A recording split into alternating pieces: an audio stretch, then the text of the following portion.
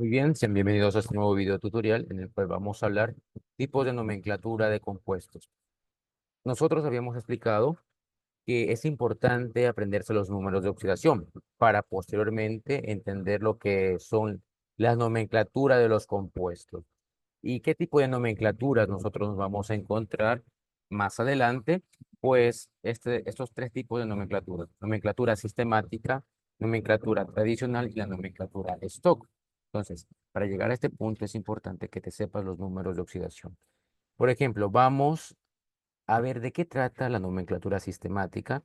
Tranquilos que aquí hay ejemplos que aún no entenderemos, pero posteriormente vamos a comprender.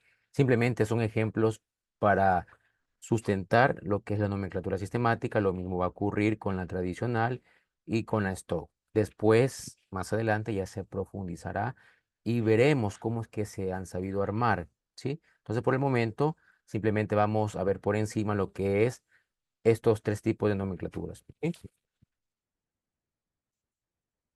Por ejemplo, vamos acá a hablar pues de la nomenclatura sistemática. ¿Qué me dice? Consiste en la utilización de prefijos numerales griegos para indicar el número de átomos de cada elemento presentes en la fórmula. Se nombra de derecha a izquierda.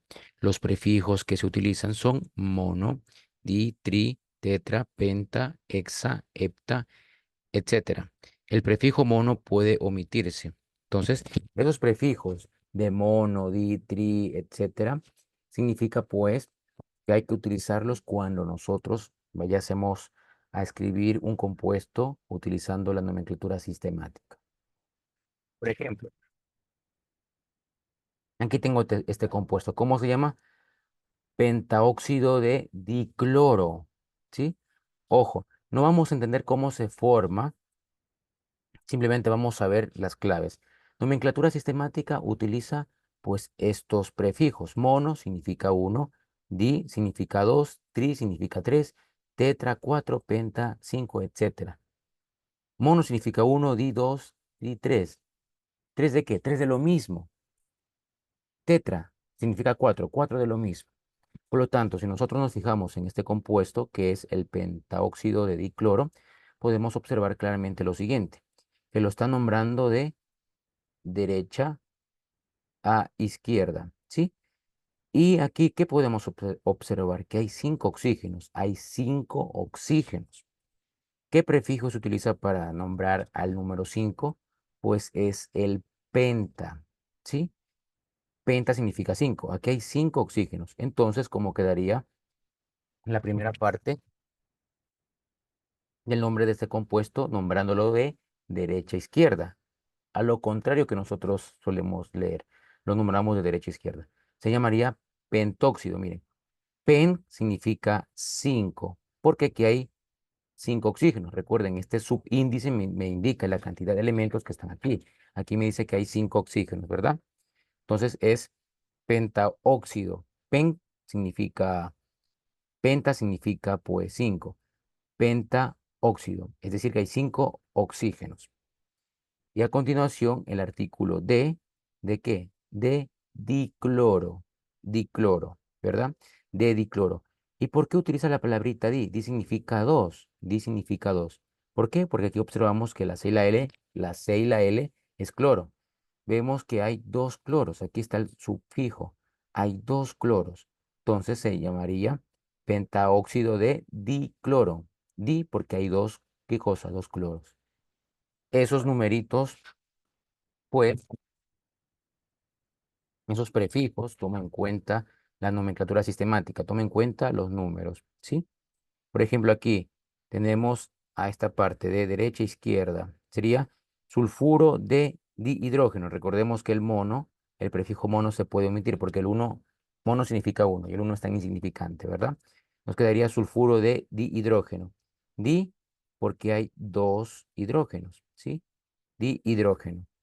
Esa es la nomenclatura sistemática. Aquí vemos la nomenclatura tradicional. En cambio, la nomenclatura tradicional, ¿qué me dice? Emplea diversos sufijos y prefijos como oso, ico, hipo, per, según la valencia atómica de los elementos del compuesto. ¿Sí? Ojo, en el video anterior nosotros habíamos hablado de qué? De los números de oxidación. ¿verdad? Y les había explicado que en la parte de los metales específicamente, recordemos que los metales en los números de oxidación se dividen en metales de número de oxidación fija y en metales de número de oxidación variable. ¿Por qué era variable? Porque tienen dos opciones para trabajar. Por ejemplo, el cobre, que lo represento con la C y la U. El cobre, que lo represento con la C y la U, así se representa cobre, es un metal de número de oxidación variable, ¿sí? Los metales de número de oxidación variable tienen esta característica de que terminan en oso o en ico. Entonces aquí tenemos lo que es el cobre, Cu. El cobre es un metal de número de oxidación variable porque tiene dos opciones. Por eso es variable, porque tiene dos opciones.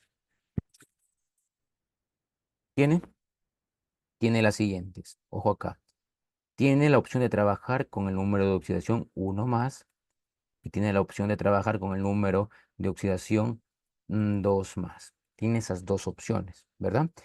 Si el cobre decide trabajar con el número de oxidación menor, en este caso el uno es menor que 2, ¿verdad?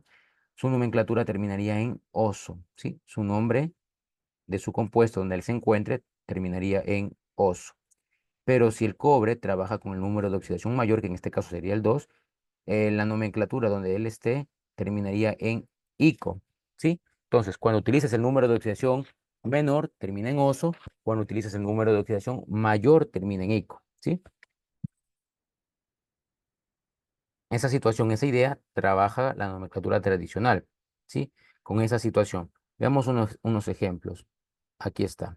Por ejemplo, podemos observar cloruro ferroso, ¿verdad?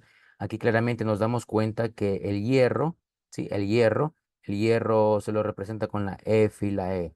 Y el hierro tenía dos opciones para trabajar con el 2 más y con el 3 más. Si nos damos cuenta, aquí está el hierro, ¿verdad? Está trabajando con este cloro y el nombre de este compuesto sería cloruro ferroso. ¿Qué nos puede dar a entender eso? Que el hierro, que se lo representa con la F y la E, el hierro ha trabajado con el número de oxidación menor. ¿Por qué? Porque termina en oso. Y si termina en oso, eso quiere decir o nos da a entender que ha utilizado el número de oxidación menor, en este caso el 2, ¿verdad? Por su contraparte aquí dice cloruro férrico, ¿verdad? Cloruro férrico. Aquí está el hierro trabajando y dice cloruro férrico. ¿Por qué ahora dice cloruro férrico? Esto nos da a entender que el hierro, que se lo representa con la F y la E, el hierro ahora ha utilizado el número de oxidación mayor, ¿sí? Es decir, el 3. Por eso termina en ico. Recuerden, si trabajas con el número de oxidación menor, termina en oso. Si trabajas con el número de oxidación mayor, termina en ico, ¿sí? Eso hay que tomarlo muy en cuenta. Por último, tenemos la nomenclatura stock. La nomenclatura stock utiliza números romanos para representar entre paréntesis el número de oxidación, ¿sí? Ojo, aquí está óxido de cobre, ¿sí? Óxido de cobre. Aquí nos damos cuenta que el cobre ha utilizado el número de oxidación mayor, el 2 más.